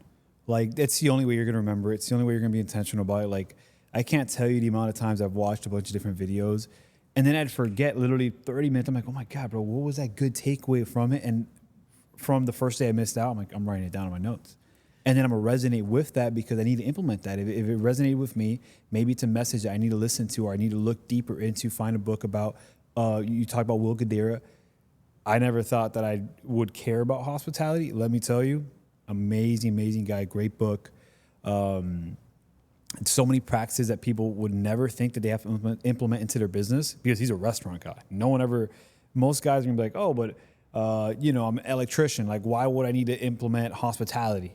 Brother, you're missing out, let me tell you. It's universal. Yeah. Everybody who runs a business, you're in hospitality. I want to share a quick story. I know you were going somewhere with that, but I want to share a quick story. Is that all right? Yeah, good. So Will Guidara, we have a monthly mastermind with Will. And he's talking to someone in HVAC. If you would agree with me, HVAC, it's not an attractive industry, right? And the entrepreneur's talking, hey, I've done this, I've been well accomplished here, I've been running the business for almost 10 plus years. How can I just build a more hospitable environment, giving back? How can I be that person? And he goes, okay, tell me a little bit more. What does the day-to-day look like? He goes, okay, oh, really? So you're actually inside the house? He goes, yeah. So you have the biggest advantage amongst everybody on this call. You're inside the entrepreneur's house. He goes, you can know how they dress, what they like, what the house smells like. Very personal. You get very intimate with your clients here. He goes, yeah. He goes, okay. He goes, I'm not in this field, but I have an idea. If you see an iPhone charger hanging around the house and maybe you're walking past their bedroom, you don't see an iPhone charger next to their bed, maybe buy a $20 iPhone charger, and plug it in. Put a little note on it. Now you might say, yeah, it's $20. What do you mean unreasonable hospitality? Exactly. Every time, or that night I go to bed, I didn't have to bring my iPhone charger next to the bed. It's there already. Oh man, this guy in HVAC, John, man, what a stand-up guy. $20, it's going to make his day. He's going to charge his phone and be like, that guy, man. Dinner, when family come over to the house, hey, you have a charger? My phone's dying. Oh man, you got to hear about this guy, John. He's my HVAC guy. Man, what a stand-up guy. I need someone in HVAC. You have a good guy? Boom. Whatever you spend in marketing, having the culture of unreasonable hospitality or providing that level of hospitality will 6x any type of investment you have in marketing directly from Will Guidara. That iPhone charger, we're going to talk at the dinner table about my guy in HVAC, let alone, if he just fixed the AC. Thank God we live in Florida. It's fixed. Yeah. But that's going to be a story he shares for a while. So little things like that, having those conversations in hospitality, it's not just in restaurant and in hotel spaces. It's universal. If your clients or your workers are front facing, being trained by someone like Will Guidara, that unreasonable hospitality, it's a huge opportunity. I think you're going to have a lot of really good advice because you do have a lot of clients on a day-to-day. What do you do to keep track of acts of unreasonable hospitality? Because you talk to a lot of people a day and your week's filled with meetings and calls and all that. So do you have like a note section? How do you keep all this organized? Because as we entrepreneurs, we aren't the most organized individuals ever. And this is stuff that I think everyone is going to have a takeaway from. Just because if you're an entrepreneur, that means you service someone to some degree, whether it's software, whether it's transaction, whatever the case might be. You know, what do you recommend, or what type of system do you have in place to track all those notes and to implement that unreasonable hospitality in what you do, because you have a wide range? I want to talk about our training with Ritz-Carlton. We're going to come back to that here in just a moment. But how do I track acts of unreasonable hospitality or areas for me to, you know, keep those pointers aside so I know when the timing is right, it just makes sense? I take notes from the second I say hello to you, what you're wearing, just things that stand out, or the things that you say. I'm writing down notes, practically transcribing everything you say. That's not standard. That's just what I do. Why? Because I want to go back. You said your son's in football day in and day out, you know, hustling, but you're not going to miss your son's football game no matter what. It's a non-negotiable. Man, this guy's a family guy. He drives the business. He's struggling. He told me he's struggling, but he's never going to miss his son's football game. Got it. Check. I'm going to make sure that I show up at one of his son's football games. Or maybe just say, hey, listen, you have a football game with your son. Listen, call me back. Or listen, maybe it's not that. Maybe that's not enough here. Maybe it's, you know what, listen, we have an event. It's on a Friday night, but I know his son's football games are on Friday nights. I'm not going to beg him to come to this event. What means the most to him is his son and his football career. It's a non-negotiable. John, listen, hey, I know, and it comes up in conversation. John, listen, I know we have this event. It's this Friday. I know your son's football game's Friday. Oh, man, you remember this football schedule? Of course, I have it in front of me. You said it means a lot to you. Got it. You know, it's just knowing that I'm there for the entrepreneur. I'm not going to fit a round peg into a square hole. I'm going to make it make sense for you. There needs to be a level of trust. You're on the phone with me because of the trust from Patrick. I need to build my trust with you. What are you talking about? I'm going to be there for them. That's a little section I'll give you there. But we just had a 2-day executive training with Patrick in Ritz-Carlton. Patrick said, hey, guys, today, 8 a.m., I want you over here at our production studio. Good news is Ritz-Carlton's here. We have our executive training. He didn't say, hey, guys, if you're available, come. He said, no. Block the rest of the day. Get over here. You have 20 minutes. We have Ritz-Carlton here. Full day executive training. And it was an incredible experience. And I say that because it wasn't just Patrick paid and we got an executive training. The exact same training that Patrick Bet-David got for Ritz-Carlton, I was in the exact same room sitting next to Patrick, and I got the exact same training. Why am I sharing the story? Because Patrick believes that, you know, with our new campus, 11 acres, we're going to fill it to 2,000 employees. Sure, we can do it in 5 years. We want to do it in as little as 2 years. We need the right leaders to stand up. We need the right leaders in our community to feel empowered, to get to that next level. The first day was just our C-suite executives and managers. I had the privilege of being in that room. And the next day was the whole company, 150 of us in the room, executive training from Ritz-Carlton. The biggest takeaway I got was employee empowerment, unreasonable hospitality, acts of service. I'll share a quick story. Odds are, if you've been to Ritz-Carlton, you probably can relate to this message. By the time you pull your luggage out, or by the time your luggage is pulled out of your rental car or your car at Ritz-Carlton, the bellhop or the concierge that is pulling out that luggage, odds are they already radioed, Devon's here. He's here from Australia. He's wearing a burgundy suit. He's here with his fiancée, his girlfriend, and he's approaching the desk. When he comes in, he's from Australia, and by the time you approach the front desk, they already know your first name. And at that point, you're looking around, you're saying, you know, the camera's on me. Like you're having that level of, ooh, this is different. You know, you didn't expect that. But maybe you do because it's Ritz-Carlton. You have that level of anticipation, expectation. But I'm going to go on a quick tangent here. When you go to a hotel, give me 3 things that you know it's expected. When you walk into a very nice hotel, what are the 3 things you anticipate that's going to happen? Man, we go to really nice places like the Ritz-Carlton, Four Seasons, and man, one of the main I always look for, I'm like, okay, what are they doing over the top? Because all these really nice places always have a signature thing they do that's over the top that no one else does, and they go above and beyond. So nowadays, that's what I look for. I'm like, okay, yeah, cool, great service. I know that's what's to be asked for, demanded at that price point, but I want to see what are they doing to be different. Yeah, so I'm going there. But give me 3 things you expect. You walk into a beautiful hotel. It's a Four Seasons or it's a Ritz-Carlton. 3 things. The moment the door opens, what do you expect to happen? Man, unreasonable hospitality, man. I like remember my name. Okay. Remember different aspects of my life or things that could aid me. Like if I mentioned I wanted to go to the beach tomorrow, maybe you'd mention intentional. Food or something that you guys have at that restaurant there. Okay. The third thing would probably be help me in making other reservations or just be more of a concierge thing of planning out the rest of my trip there in case I didn't have any plans. Perfect. What is usually said is, oh, the door's open, you have nice classical music or nice, nice music playing, soft, feels good. The AC, you can feel the AC. People are there to greet you. You're having, soft little conversations. You feel welcomed, right? That's all expected behavior. If you can agree, we're probably never going to remember that. You're going to know it made you smile. You're going to know it made you feel good, but you're not going to remember that. Why? Because it's expected behavior. The unexpected behavior, which is what you were just talking about, helping me make those reservations. Remembering your name, those different things. By the time you walk up to the front desk, so many people knew your name. You're like, wow, what's going on, right? But it's the unexpected behaviors and unreasonable hospitality that takes the business to the next level. Why? Because it's the way you made them feel. They're going to look back on it. They're going to smile.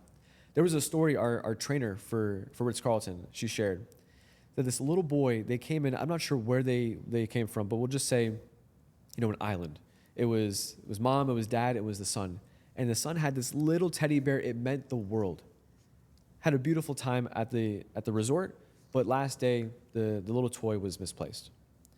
Guess who found it? Loss prevention. Security found this little toy. After searching, for a couple hours, they finally found the toy. But the father said, listen, whatever it takes, before they found the toy, if I have to buy it, if you have to ship it, here's my credit card. Sent the credit card to loss prevention, to the front desk. And said, whatever it takes, I need this toy. It means the world for my son. You know what they did once they found it? They could have just easily said, you know what, it's here. You come back and get it, one. Or they could have easily found it and said, they probably forgot about it. We'll just put it to the side. Or maybe, close our eyes, say, oh, we checked this room, but didn't even look deep enough.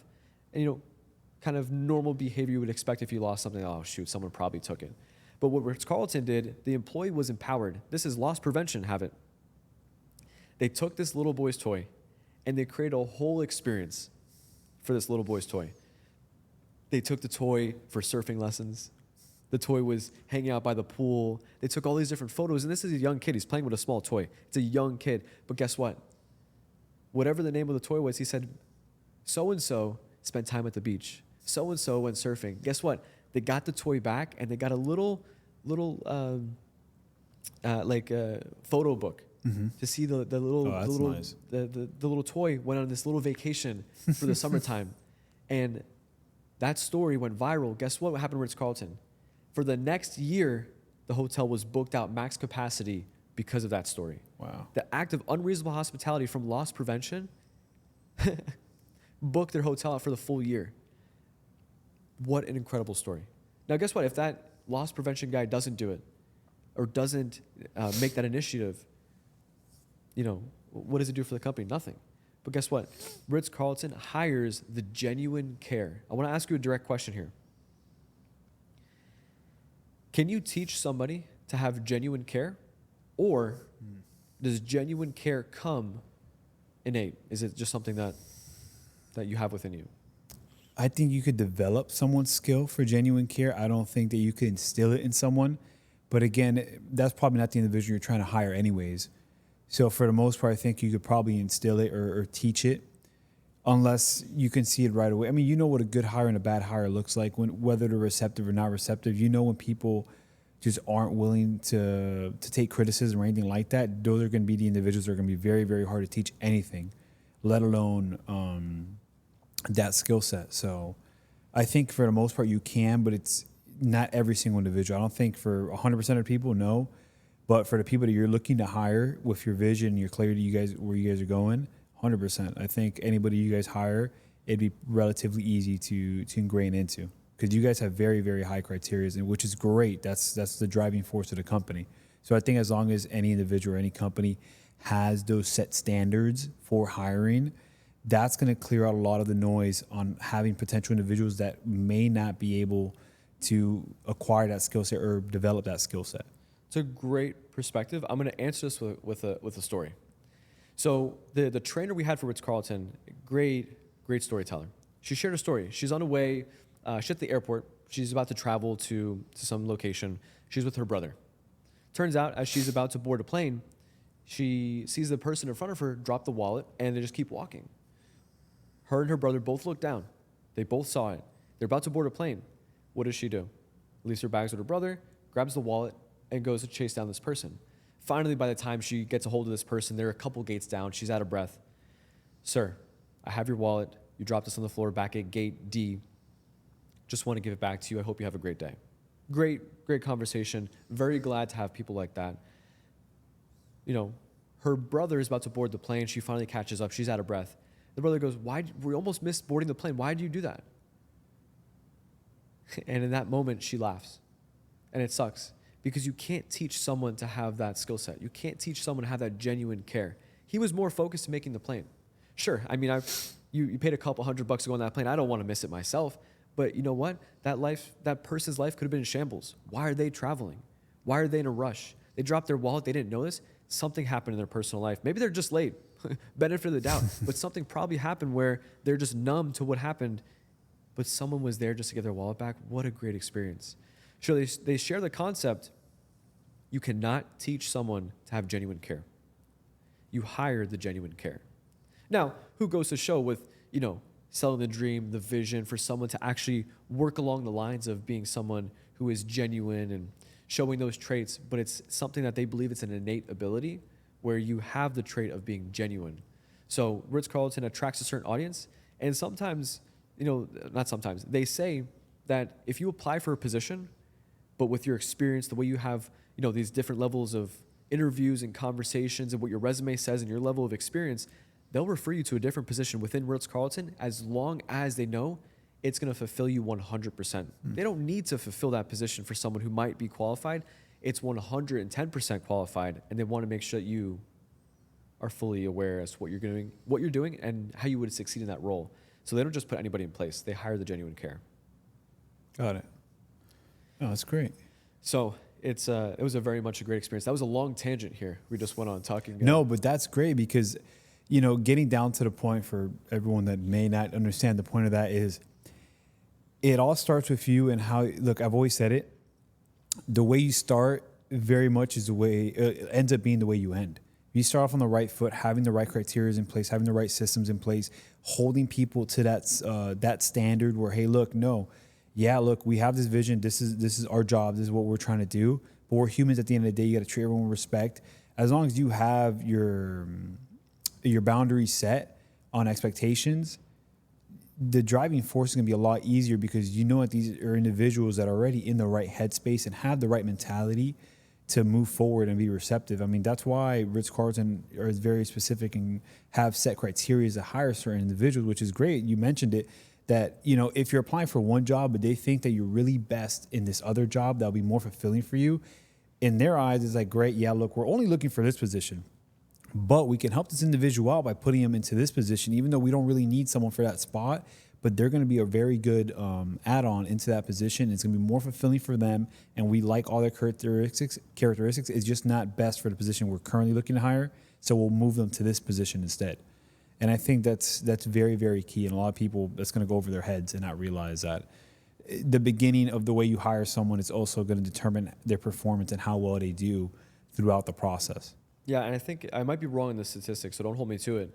The industry turnover for, in hospitality and hotels, it's just about, I think it's less than 50% or so turnover. Ritz-Carlton is just under 20%. I think it's 17% their turnover. Why?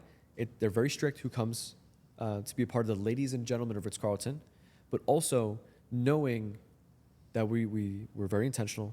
We hired the right person, the right people to be a part of the community and the team, that they wanted to be here and they're going to work to their best. I'll share a quick story just because we're focused on this area here. There's a lady. She is the person who, flips the bed, flips the hotel room. She's the maid that cleans. She's the ladies and gentlemen of Ritz-Carlton. She's going to clean that room. She cleans 17 rooms on a day-to-day basis, 17 toilets. But during our training, they share this lady. She's so happy. She's smiling. She's so excited to go clean that room. And you might say this might be a setup. Well, Antonio, what are you talking about here? This lady is excited to clean a bedroom, and she's that motivated to go ahead and clean 17 rooms in Ritz-Carlton a day because she loves what she does. She's empowered. She said, when I walk them to their room or when they open the room and it smells good, and there's a smile on their face, it makes her feel good and fulfilled. So when they put the right people in the right positions to have the right conversations, the right impact that fulfills them and their purpose, man, they're going to go above and beyond to make sure the clients, the customers are going to get the experience and then some just for putting trust into your brand. So for someone who arguably, if you clean some toilets, you're not going to be smiling, right? You and myself, that's not our purpose. But for someone who that's their purpose and they know it's going to create an impact and make them feel good, they travel from around the world to come to this very moment, it makes her smile. Man, we need more people like you. And it could be any position, but we need someone who is fulfilled doing that type of work. I agree. So you had asked me this question earlier on. I want to ask you this. What's your 5-year outlook look like? It's a great question. I'm so glad you went back to it. The 5-year outlook, I'm a totally different person. Totally from the way I operate to the role I have in my family, the peers around me. I'm a leader in the Bet David Consulting division. I'm a well-established manager operating with a team of over 100. I have leaders who have their ring earners, their watch earners. That just means they're a different level of ranking within the unit. I've duplicated myself. I've duplicated the conversations that we're having. They're taking leadership roles in the company as well. I'm someone who is well over a 7-figure earner in the company. Someone who is able to share and have conversations of where I came from, where I'm going. I'm opening up new locations when it comes to consulting. We're going to have locations around the United States, let alone as far as the impact we're going to make with media, but specific to myself, being someone who's able to be relied on within the unit. Not only am I able to duplicate my process, hire and recruit and train, and making sure entrepreneurs that we speak to get the same level of hospitality, same level of accountability, leadership from all of my associates, all of my consultants that report to me, making sure they get the valuetainment way, making sure they get that fulfillment, that sense of drive, that sense of, hey, we're here for you. We're going to operate. This is how we're operating. To answer your question, the next 5 years, being able to fully take care of my parents and my family, being the leader not only in my family, but the center of influence. I'm someone that people come to for answers to questions or mindset or approach. Why? Not because that fulfills me, but it's because I know that I'm doing what fulfills my purpose. I have the right leadership, the mindset, the accountability that others can reflect and duplicate that I know directly comes from a genuine source. I want to provide that to entrepreneurs around me. That's one. Two is the role I play within the unit. Like I mentioned here, the team I have, 100 consultants reporting to me directly, building different divisions. Someone where we go ahead and train new locations. Antonio, go ahead and take over that location. They have 30 new consultants. You have to go ahead and they have 3 months to make sure that they get fast tracked and build their own teams. But 5 years from now, we're operating at a whole different level. We're talking with Fortune 500 companies. We're directly consulting the President of the United States. That's all possible. That's where the vision is set right now. I'm very much going to play a role in that. I like that. One last question for you. If you were to leave everyone off of one tip, whether they're in their starting phases of, hey, look, I just left high school and I want to become an entrepreneur. I love business, something that intrigues me. Or for the individuals that are already, at the high echelon of where they can be at in their industry, what would be one, let's say one tip for someone starting out from zero and then someone that's already, let's call it, they've already made their first 7 figures. So give me one tidbit for each of those things. I'll start with the person who's trying to figure it out. Mm-hmm. They're just they're either about to graduate high school or they're trying to figure out next steps. What advice can I give them? I would share, try to do everything and anything that comes to your mind. Be an open book. Ask for advice. Ask for help. I would be a sponge in everything that I do. I want to be in the environment where someone's able to tap on my shoulder and say, hey, listen, do it this way. Check this out. Try this. One of the biggest, when I shared the story at the beginning of this podcast, was how I started my software company. I thought I knew a lot. I thought I was a hard worker. I was nobody. I was trying to figure it out. The lesson I would give, your books are your best friends. Someone, like you always say, find a mentor, find someone who's been or is going down the footsteps that you want to go down, just so you can get that advice. But if you have no idea which direction to go, be careful who is in your ear. You might be getting advice from mom. You might be getting advice from dad. You might be getting advice from someone who is, getting into the trends of crypto, NFTs, fads, and all those different things. Be careful. Why? Because everything is so intriguing early on. Oh my God, we're going to make so much money. We're going to do this. 3 months later, John, where'd you go? Oh man, I'm driving Uber. It's just a part-time hustle. Then they get a little defeated. Sometimes all it takes is one little mistake or one little conversation where it derails you because you got, and I could easily say this, you got played, but you don't know what you don't know. Stay close to books. Be careful who you're listening to. Seek advice and mentorship. I would say as far as who to watch on YouTube, of course, Patrick Bet-David. He's going to give you both sides of the story. He's not biased. He's going to share his level of leadership. He's going to share where he came from, the decisions he made. I would also share as far as just mindset and motivation. If you're someone who needs a little bit of a kick in the butt and get moving, David Goggins was a huge guy for me. As far as I ran a half marathon 2 years ago now. And, I just needed that someone just to kick my butt. I needed someone to get me there, just stay focused, stay motivated. I was doing the 75 hard challenge. I needed that opportunity to just say, stick it through. I'm day 55. I can't let go of this second workout. Continue to push through it. Be careful who's in your mind. Stay close to books and seek advice from as many people that are ahead of you, but be careful of the small thinkers. That's the person just getting started. The 7-figure entrepreneur, what advice would I give them? Effectiveness, hunger, and clarity. Rate yourself. Because if you have a team, odds are if you're running a 7-figure operation, you might have a small team. It's safe to say probably 3 to 5, depending on the industry. How clear are you on effectiveness, on your hunger, on your clarity? Why? Because if not, your team is suffering. You have big goals, you have big dreams, but guess what? Do you know the big goals and dreams of Johnny on your team, of Susie, Alex? Do you know what they want to do? Are you very specific as to what drives them?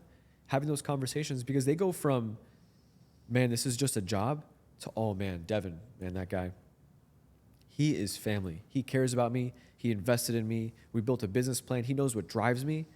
Man, you just uncovered a whole new animal in me. Why? Because you showed that you care. It's not just a 9 to 5 where, I clock in, clock out. I write these emails and I do my job for the day. No, man, we're going to take over the world. Why? Because he cared enough to share this with me. I'm clear. Investing in your leadership is the biggest area of focus that I would share. So I thank you for that question, but I'm going to flip it back to you. For someone who is, around the similar age, early 20s, who is looking to find, build their first business, or to have conversations and say, you know what, there's something bigger and there's something better out there for me. You run 3 operations. You're about to go to Texas. What advice would you give from someone who, like yourself, didn't come from much? What advice would you give that person? Well, this is something I tell everyone from my team. Look, the way you do anything is the way you do everything. And you can even flip it. The way you do everything is the way you do anything.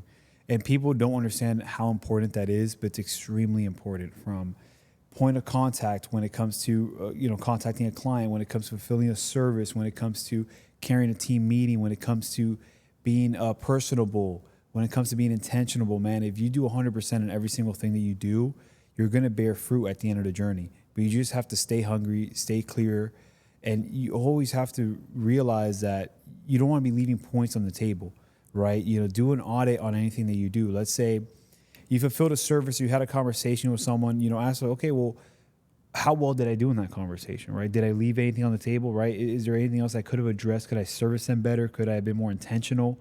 Look, I did this service, or I went to the gym. How well did I do at the gym, right? Did I really put it all out there? If I didn't, then okay, that means tomorrow I got to improve. I got to do better, right? How about my relationship? How well am I with my girlfriend? How well am I with my mom, dad, friends? Because people don't realize it. Look, that's your life right there, right? If the way you carry your relationship is the way you're going to carry your business, the way you carry your business is the way you're going to carry your friendships, right? You mentioned it multiple times in this podcast that, look, if you're going to have individuals weighing you down, that's going to affect everything else. So you have to constantly be leveling up and keep helping everyone as much as you can and help and hold everyone accountable. That comes down to doing the way you do anything is the way you do everything, right? If you're carrying everything to such a high degree to where you're always willing to improve and you're always willing to not leave any points on the table and be hungry, that's going to propel your business, so far ahead that you're never going to realize it. And I empower everyone for just the first 100 days of the year, whether it's, let's say you're watching this in February, perfectly fine. count it, right? Hey, look, February 1st, for the next 100 days, I'm going to work nonstop every single day. I'm not saying work 15, 20-hour days. I'm not saying that. I'm just saying make sure that you're effective for 100 days straight, and just watch at the end of that 100-day run how well you're going to be doing, or where you're at. It's either you're going to learn what to do or what not to do, or you're going to have a bunch of results and you're like, you know what, why even stop? Why stop at 100 days? Why not continue and end the year off like that? And then keep pushing and pushing through. Huge. And I think that'll help anyone from starting out to high 7-8 figures. Then obviously it changes a little bit once you get past that. Amazing. We finally crossed our first podcast. Yeah. This was fun. Likewise, bro. I enjoyed it, man. Well, if you want to stay connected and for us to have conversations here, we put a little QR code here on the screen just to stay connected, whether it's LinkedIn. We have Minect. Minect is an app where you can not only talk to us, but have conversation with other experts out there in the world. It could be anybody. It could be lawyers. It could be accountants. It could be someone who can help you through making content. There's many different experts out there. You can pay by the minute to have conversations. You can also find our Minect link up there. But I want to say it's been a pleasure. Devon, we appreciate you, brother. Likewise, brother. Absolutely.